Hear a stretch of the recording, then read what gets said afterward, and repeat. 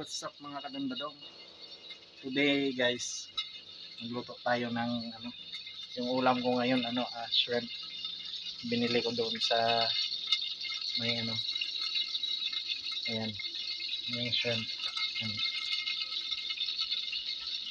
Kaya luto natin. Aray. So saglit lang guys. Kasi tumatalsik. So ayan na yung ating binigisahin muna natin para na masarap. Minsan na kayo sa ating kusina dito kasi lang siya, maliit.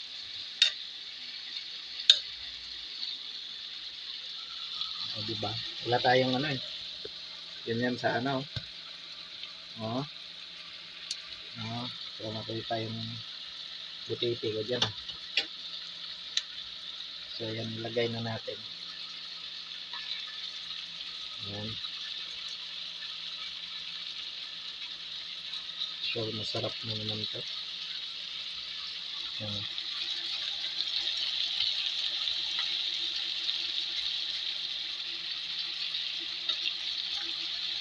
Simpleng lang to, luto. Nang maraming ingredients.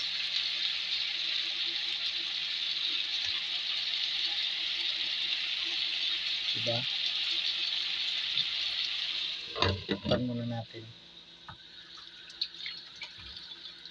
Kaya kung marunong mag-vlog ng nagluluto, wala kang andun. So, hintayin muna natin mga 10 minutes. Okay? So, ayan na guys, buksan na natin. Tingnan natin yung diba? Kita nyo mapula na.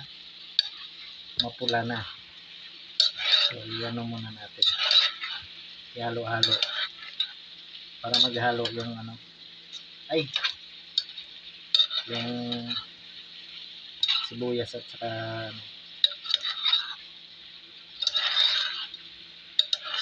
nilagyan ko siya ng kamatis para na manamis ba.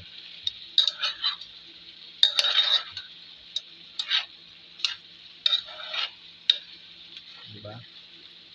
Ang ganda ng color niya. Parang gutom na.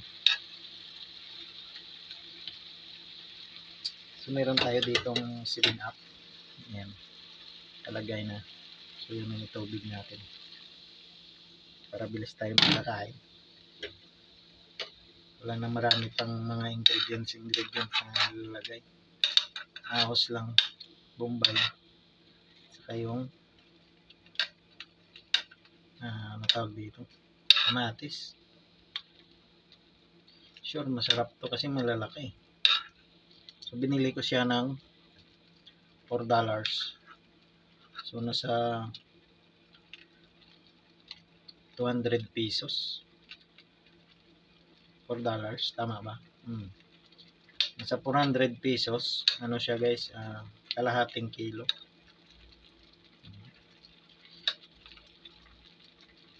Diba? Tikman natin kung masarap ba o hindi.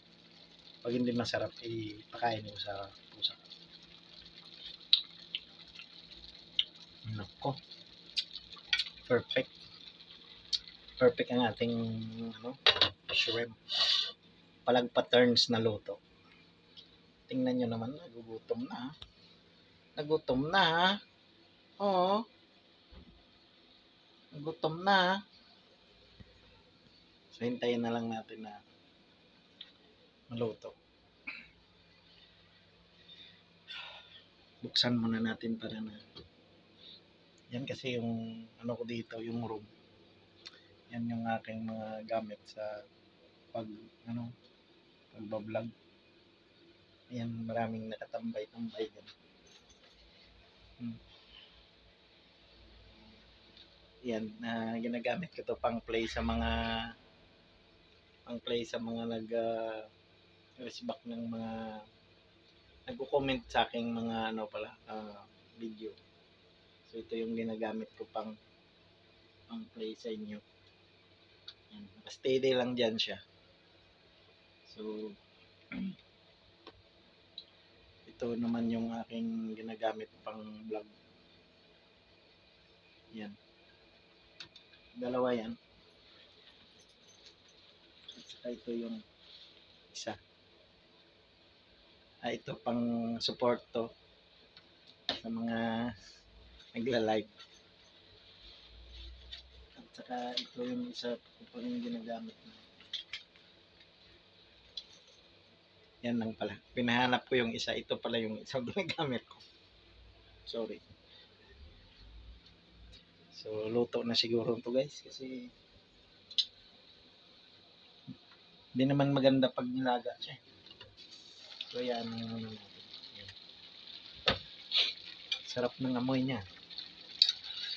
O, diba? Yan ang ulam ko ngayong gabi.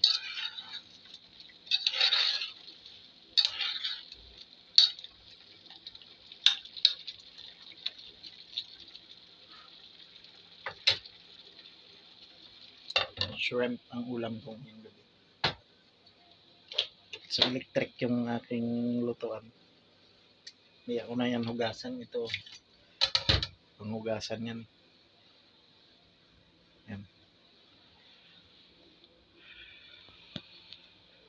So, pahinga muna. Yan po yung aking higaan. So, dyan ako nagluluto. Mag-isa lang naman ako. Kaya, tapos kung maluto, ayan, hugas.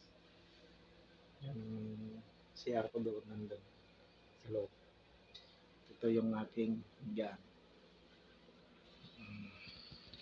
Ganyan ang buhay dito ng OFW. Mag-isa ka, ikaw na magluto, saing, at yun lang, trabaho. Ganyan ang buhay namin. Pagdating ko, ayan, magluto ako ng aking ulam. Hanggang na yan, 3 days.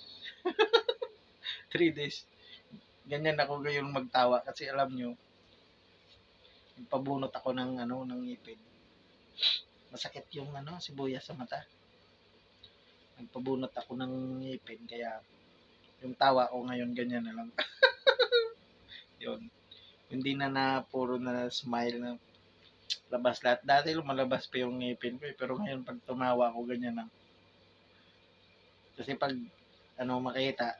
Pero sabagay marami ding mga vlogger na mga bungal din tulad ni basta marami. So yan lang. Kahirap ang buhay. Mula yung mata ko sa sa sibuyas na slice ko kanina. So hanggang dito na lang guys. Huwag ko na ipakita yung paano tayo kumain ng shrimp. Sarap sana yun i-vlog pero siyempre nagutom na kasi ako kaya wala nang time. Kaya maraming salamat ulit sa inyong panonood guys. And thank you so much. God bless us all. Bye bye.